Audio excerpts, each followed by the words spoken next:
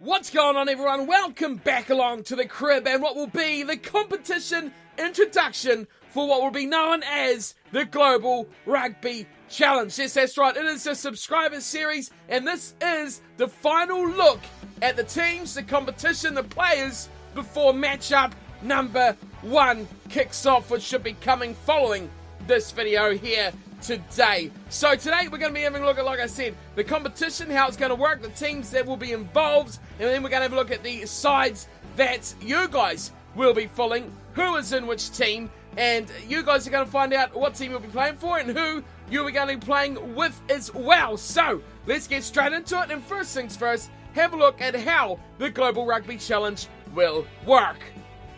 Okay, so first things first, we can see the name Global Rugby Challenge has been for that same name as Season 1. The trophy there up for grabs. Looks a little bit different to everything else as well. So a nice different way to crown the champion of the Global Rugby Challenge. The format this competition will be played in, of course, 15s is a league-style game. There will be 12 teams, and you will play each team once. There will be a final series that will be taking part with the top 6 teams of the competition. So 1 and 2 are going to go straight through the semi-finals, and 3, 2, 6 will be playing off in what they call the preliminary final sort of format, like Super Rugby was a couple of years ago. From there on in, you're going to see 3rd or 6th play up against 1st, and 4th and 5th winner go up against 2nd winner of that to the ultimate big final, where we will find out the winner of season number 2. That is a long way away yet. We've got a lot of games yet. 12 teams in the competition.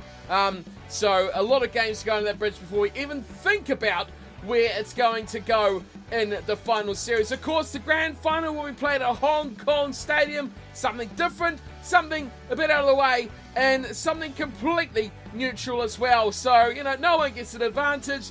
Despite where you finish, it's going to be a neutral venue for the grand final. Now, the point system, how is that going to work? Get a win, you get 4 points. Get a draw, unlikely, you're going to get 2. Of course, we've got to have the bonus points. 4 or much more tries is going to get you the 1 bonus point, or if you lose by 7 or less, you're going to pick up the bonus point. Of course, the bonus points are worth just the 1 point. So it's pretty stock standard, isn't it? Nothing too extravagant. We don't want too many teams, you know, flying on heaps of points, so that's pretty normal, and hopefully it'll be nice and contested with the bonus points as well. But here is the big one, the teams. This is what you guys have all wanted to see. So here it is, the 12 teams participating in the Season 2 subscriber series. Global Rugby Challenge is right here. Of course, we're going to have the Guardians of the Crib.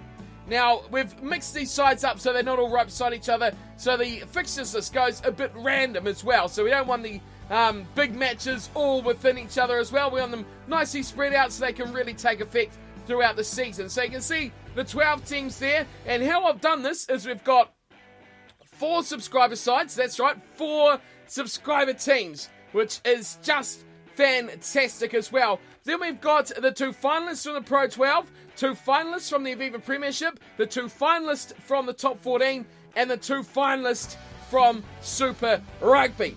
So that worked out perfectly because that's 4 competitions, 2 teams, 8 sides, plus the 4 subscriber sides gives us 12. Bang! I like it. Nice and easy. So the Guardians line up next to Munster, Wasps, and Clermont. Next up, the All Flakes are in the 2nd category. They go with Scarlets, and the Scarlets, of course, the champions. The Lions, runner-up, and then the Cornflakes at the bottom. In the 3rd list, we've got Toulon, we've got the Crusaders, the Exeter Chiefs, and our 4th and final subscriber side, many of you probably haven't heard of unless you follow me on Twitter. So there's a little hint. If you want to get the latest and greatest on what's happening on this series, you can follow me on Twitter at Cornflakes Crib and get the latest goss on there, because there's a lot of to and fro with kits, information, logos, stuff like that. So you can see it all first there. But the Celtic Dragons will be the 4th subscriber side in the Global Rugby Challenge. So there is our 12 teams. What team are you playing for, I hear you asking? Well, let's take a look. And for no reason other than alphabetical order, we will start things off with the All Flakes. So you can see the All Flakes. You've already seen their logo, where they're going to be playing, Eden Park, all that sort of stuff. And you've probably seen a bit of that strip as well, which has been a little bit redefined. But you can see the home and away strip of the All Flakes for this up-and-coming season. Fantastic kits. Once again, huge thanks to Tekog Steve for making these kits. They just look fantastic. In-game, they look amazing as well. And it gives the sides a real point of difference as well from the other teams. As we don't want to copy anyone's kits. We don't want to have the generic nothing. This is much more heart and soul stuff of these sides. So the All Flakes, as we've talked about already, they are predominantly a Southern Hemisphere side. So team players join the team from the likes of New Zealand, Australia, South Africa, trying to Argentina, but you've got to remember there's a lot of balancing that has to go into this with player numbers. For example, you'll get to them later, but the Irish. Now, the Irish have their own team. Of course, that was the idea of the Celtic Dragons, but they had 6 players who wanted to be just a scrum half. Nothing else. So we can't have 6 specialist scrum halves in one team. So those guys had to be spread out because the All Flakes had none. So it's a give and take both ways. But let's have a look at who is lining up for the All Flakes. Here is their 23 players. Now, I've listed them all from, number 1 to number 15. So there's no specific order. Just because the captain's here doesn't mean old Streetwalker's going to be doing the kicking at all. This is just from props through to fullbacks on position list. So here is the 23 for the All Flakes. Shady Streetwalker's at the top. Then Nicholas Friedlander second up. So we've got an Englishman. You can see straight away, obviously too many props in the English side. So they've come away with managed to mix and match a few. But Streetwalker, I'm sure, will give 110 for the All Flakes. Then we have the Fijian Afasiru coming into the front row as well. Now, just a point here before I carry on. If I do mess up a name, your name, any name at all, do let me know in the comments. Everyone's got their own special way of saying funny names, so let me know if I've mispronounced something, and I will try and correct that as I can throughout the series as well. So keep that in the back of your mind as I go through, and if I do say your name incorrectly, let me know.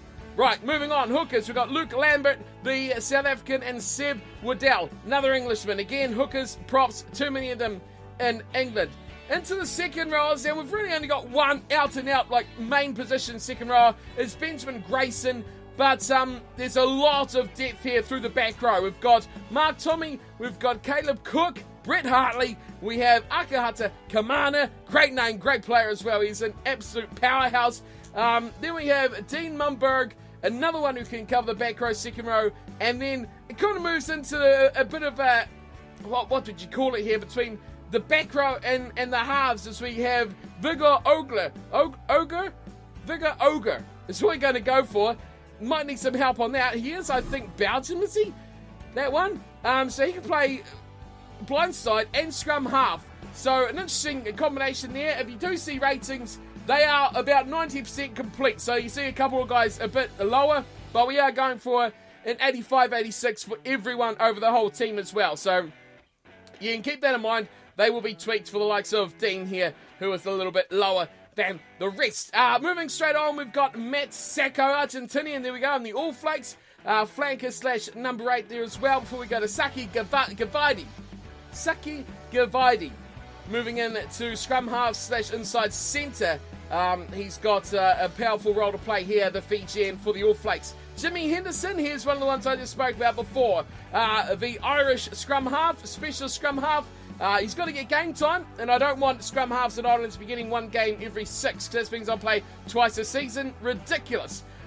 Through there we go to Seymour Coop, who is our specialist fly half option, and alongside him is George Pullman as well. Can play at fullback as well, but it's good to have at least 2. Most teams have 3 fly half options outside there. Bob Jeffrey, another centre, and an Australian in the team as well. Moving on to Adam Fleetwood, another Kiwi in the side. Here's a centre that can play in the back row as well. On the wings, and possibly our specialist winger, will get a lot of game time as well. Liam Sims-Wells. I think it's Sims-Wells, or is it Symes-Wells? Let me know in the comments. We're going to go with Sims for the kickoff of the series. Liam should be an explosive addition to the side out on the wing for the All Flakes. Of course, we've got to have Cornflake in there as well. Recreated him back into the team. Probably won't play, so advantage for the All Flakes that there's one guy on the side that won't see much game time in his rotation. A couple more to go. Ike Wrigley, another Australian, and another option in the back 3 before we wrap things up here with Christian Catley coming in as our specialist fullback as well. Plenty of good players in this All Flakes team. If your guys in there, that's who you're going to be playing with this season, and that is your team, the All Flakes. Wish you all the very best coming in for the black jersey, the black and white jersey of the All Flakes, and let's see what the other squads have in store to match them. Here is a team that no one has seen apart from a picture or two on Twitter. It is the Celtic Dragons. Now, this is our resident Irish mainly side. So we can see a beautiful logo, absolutely outstanding designs on that logo as well. They are, of course, an Irish side, and their home stadium will be Aviva Stadium as well. Their strips, oh, they're magical, aren't they? Look at these. Absolutely fantastic kits on the Celtic Dragons. So really, really good to be able to have this fourth team in the game. These guys, though, won't be there to make up the numbers for these kits. Again, huge thanks to Steve for making them. They just look brilliant, and even better in game as well. So you can count your bottom dollar. You'll be seeing the Dragons putting on these sensational kits in the next coming episodes. The squad, let's have a look at the squad. Now, unfortunately, I haven't even put these guys in order, so we're just going to go through in order that they were added to the team. So this is the last squad made up. So here is the 23 players for the Celtic Dragons. Starting at the top, no reason in particular that he's there, but it is Samuel Torrance. So here's a Scotsman outside centre, pretty much a backline player. He is a nice addition, and nope, he won't be doing the kicking. It's just there, so that lets me save the game. Moving on from him, we have some front rowers. It's Sam Nicol. We also have Cody Nicol, and then we've got Ethan Nicol as well, all playing side by side. Front row, back row, and in the second row as well. So a lot of versatility there. And the Nicol boys, the three of them coming into this team from Ireland. All three of them Irish as well, and the Scotsman there as well. Finally, next up, we've got Arthur Dane. Looks like he's had a bit of trouble with the old face creation there, but it's unique. Let's give him that. The Welshman coming in at hooker for the Dragons. Next up, we have Mbingo. It is Randy Mbingo. Now, here's a real talented Irishman. He's going to be a bit like Sims Wells. We looked at the All Flakes. This guy looks like he could be a mainstay out on the wings for the Dragons. Steve Tickles, here is the man himself that created these amazing kits. Probably deserves to be rated a couple higher just because of all the work he's put into the series. So, might make that happen for you, Steve, if I remember to do it. But he is the main man, and he is playing for the Celtic Dragons. Next up, we've got Adam Conway. So here's a scrum half option. This is what we talked about again. Solid, straight scrum half. There's no mess about him. He plays one spot and one spot only. We have JP Makoko. So Jeff Peter, if you want to call him that as well, but JP Makoko is the loose head prop that likes to wrap it up in the backs as well with some thunderous runs. Next to him is Tom James, another one who likes to mess it up on the wings. Moving through, Oscar Connolly, another Irishman, and another big man in that second row, back row option for the Dragons. Next to him is Richard Mokwa. So another one with plenty of talent, plenty of speed in this side as well, and a man that can really put his boot through the ball. So Richard Mokwa will be one to watch for the Dragons. Shane O'Sullivan, another one, fly half option this time, can foot it out the wing as well. So another good player for the Dragons here. Now we have Bogdan Ola. So again, this is how we make up the numbers. We have a man from Russia. I'm pretty sure that's a Russian flag coming into play here for the Dragons. It's a real team community here. Bogdan, though, will be a huge asset. He is an aggressive man in the back line. Next up, Jordi De Rossi. Now he's a big man in the back row. Do some damage. He's powerful, he's strong, and he's the Italian playing for the Dragons. After him, we have Arthur Brunso. So the Brazilian, I think the only Brazilian in all the teams as well. He'll be starting out at hooker and can easily adapt to the second row if need be. Andrew Inch is coming in next from Scotland. So fly half is we will see him playing in the back row too if given the opportunity. David O'Callaghan. Back to the big boys now. It is the prop. He can play equally well as hooker and is a big mountain of a man to try and stop as well. Moving on from him, it's Nigel Jonesy. He looks a bit like Adam Jones, doesn't he? With all the beard and all the hair. A big boy, and he's playing at fullback, so he will be one to look out for, not like you're going to miss him. And to the next one, Sean Malcolm we've got coming in from Scotland. So another one with plenty of ability, a good winger outside centre as well, can cause some trouble for the kilted players in this Dragons side. And next, It's a couple more to go. Frederick Loeb, another flanker, another big man in the back row. Again, very strong, very good defensively as well, is what you're going to notice from these Dragons. Tom Charles, second to last player, another option in the back three and in the centres as well, should be a danger when ball in hand. And on defence for the Dragons, and finally Dominic Jones, blindside flanker, and looks like he's seen too many Mafia movies as well with a big face like that. So he's going to be a danger, plenty of danger in the side, and plenty of players who can adapt their abilities here in the Dragons. So you're going to see a lot of players that have that ability to switch around, move from backs to forwards, and wherever they're required as we rotate this team through and through for the Dragons. A great addition to the competition. Their first season, can they make waves?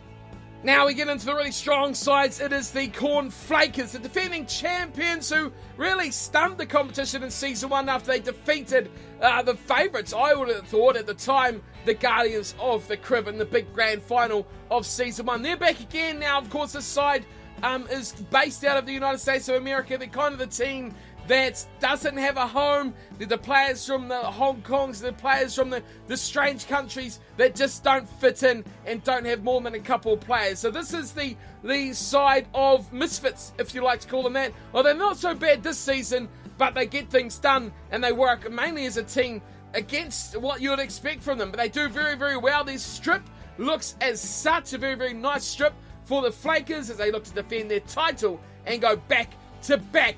Well, it will be the first ever time because it's never been a Season 2 till now. Very nice kits once again from Steve. Let's have a look at the team that the Flakers will be putting out this season. It all kicks off with Mitchell Wetton. Now they've managed to organise these guys all nicely in order of position. So Mitchell Wetton along the front row, alongside him Lucas Barrett. So there's an Englishman. Like I said earlier, not too many props in England, so we've spread them around. We've got Lucas Barrett outside him, of course, the brother of the Brett from last season, which you'll see in just a minute. Then we've got Peter Matthews, a Scotsman, coming in to bolster the front row of the Flakers. We've got David Allen, there's Hong Kong. So Hong Kong replaces what Norway was in Season 1. So Hong Kong is now the Don't Know Nation. They go and play for the Flakers. Next up, we've got Rubber Rubber from Zimbabwe. Now more options in the front row alongside James Hudson, the Welshman, coming to play for the Flakers. Into the second row, Ryan Webb, another one from Hong Kong.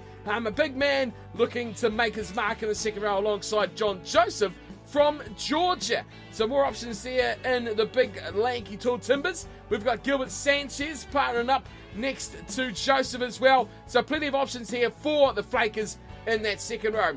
Francois Valentine, another name you may all remember and know all about. This guy will be lining up at blindside for the Flakers as the back row looks very strong here. Connor Nicholson, this man looks like he's been left out in the cave far too long and wants to damage someone. He'll be a big danger.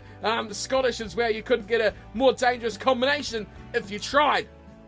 Jack O'Sullivan, more from Hong Kong, number 8 option, a big boy as well there for the Flakers. Jim Gino, here is one that took the crown in Season 1. So he returns back to try and do the double. Outside they've got Luke Bendel as well, another one from Season 1 that returns yet again. We've got Jack McElmont coming in, a scrum half fly half option for the Flakers. Owen Richards, another one coming back here. Welshman, did play for the Guardians, if I'm not mistaken, in Season 1, but trying to spread around that love of the nations. Wales not quite fitting into the Guardians numbers this season because there's so many English players in this competition. So Richards has made the transfer. He's gone to the champion side, the Flakers. He was very, very good in Season 1 as well. Pierre Valentine, another one, the Frenchman, played for the Guardians in Season 1. Now he's partnering his brother, Francois Valentine, in the forward pack, and he'll go nicely. He was a big asset to the Guardians in Season 1, so now he trundles his way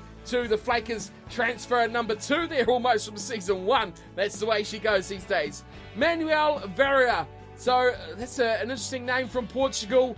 This guy, another option in the centres and in the back row. But Valera will be another good player. Portugal, I mean, how many rugby players are in Portugal? Not many, I'd imagine. Nanook Isi will come in as well. Another centre and fullback option for the Flakers. Andre Miller, an Italian, coming into the side. So plenty of nationalities in the side, but it didn't hamper them in Season 1. Thomas Barkley as well, another one from Hong Kong, a wing option for the Flakers. We've got Michael Guerin from Georgia. Another Georgia, that's a couple coming into the side as well. Very, very nice to see the Georgians getting involved. And there's the other Barrett. It is Joshua Barrett coming back in, looking to go back-to-back as well with a Canadian flag. He was another one that won in season number 1, so he'll be looking to repeat the dose, if you will, for the Flakes. That's it, 23 players, couple of transfers from the season 1 Guardians team. But let's have a look at that Guardians team now. It is the only one left. Let's see if they can go one better than last season and take the crown.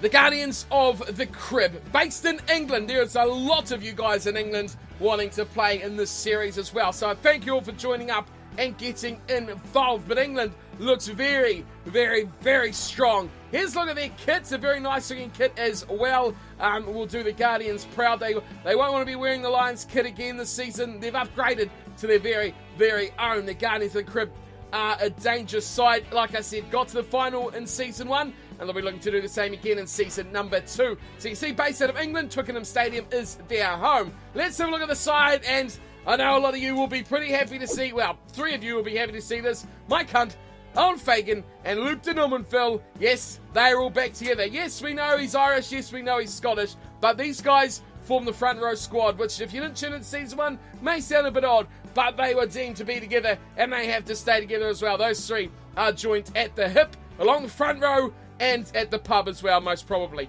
Outside those 3 big guys, we're going to have Liam Hacker in the second row. So pretty much that is the core of our front row are going to be those 3. We've got a couple others that can cover. You've got Bob down the bottom there. Hacker can come in as well. But Liam Hacker, England. We've got Josh Howard. Another. This team is predominantly, should be actually 90% or 95% English as well.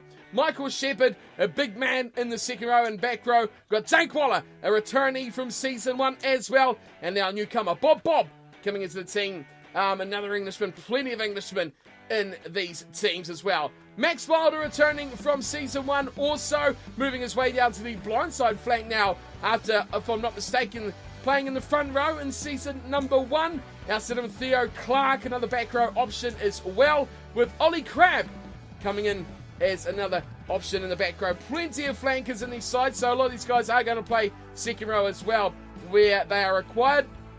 Another man who was so impressive in season number 1 is Elliot Malpass. He was possibly the best player to come out of the Guardians team. That's probably debatable, but he was definitely up there with one of the best. Kevin Marshall, a big man coming into the back row as well. So they are very, very strong here, the Guardians, when it comes to their flankers, number 8s and second rowers. Moving now into the backs, and they've got Louis Trotman, the first back in the side. Now he's a left winger centre. I think he can play inside centre as well, but he is an addition from Hong Kong. So one of the few not English in the side. And here's another, Ken Lynch. Now, like we talked about earlier, scrum halves. So many of them are Irish. I guess everyone wants to be a Conor Murray, don't they?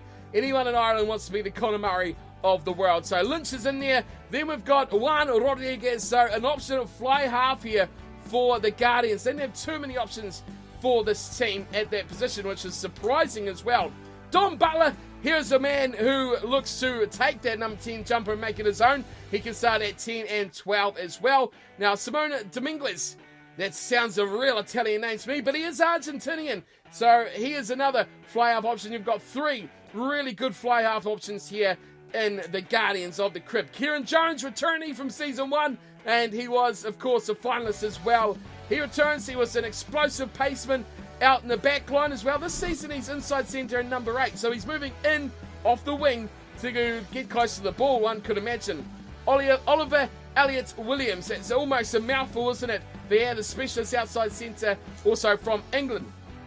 Tom Guest looking to join up with his buddy Dom Butler in midfield. Those 2 guys play together and would like to be playing together as well here. So hopefully we can make Tom and Dom do the job here for the Guardians. Outside those guys, James Gardner, another one from Hong Kong, but Gardner is very versatile and look to set up this back 3 of the Guardians. One more to go here, and it is Fergus Lamb, another Englishman, specialist fullback as well. We're doing the job here for the Guardians. This team looks very, very good. A lot of players returning to play for the Guardians, a lot of players returning to play for the Subscriber Series trophy as well, the Global Rugby Challenge. So next sub-series video you see will be match number 1. There will be episode 1 effectively of the competition.